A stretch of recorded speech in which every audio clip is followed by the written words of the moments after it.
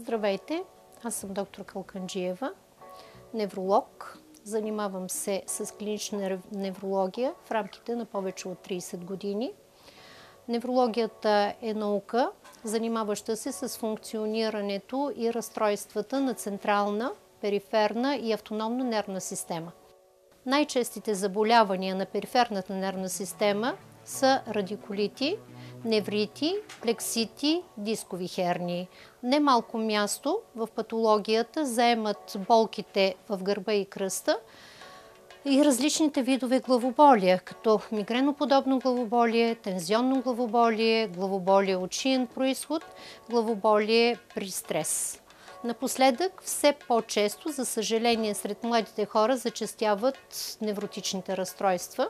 В по-късна възраст на преден план излизат мозъчният инсулт, Паркинсоновата болест, различните видове дементни синдроми, болест на Алцхаймер. Симптомите, насочващи за консултация с невролог, са постоянно главоболие, изтръпвания на крайници, различни промени в чувствителността, слабост на мускулатура, крампи, потрепвания, внезапно пристъпна загуба на зрение, паметови нарушения, нарушения в речта, пристъпен световъртеж, нестабилност при ходене. Уважаеми пациенти, не посягайте към самолечение.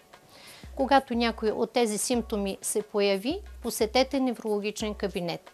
След преглед от невролог и обсъждане на вашето състояние, ще получите указания и медикаментозно лечение на вашите оплаквания.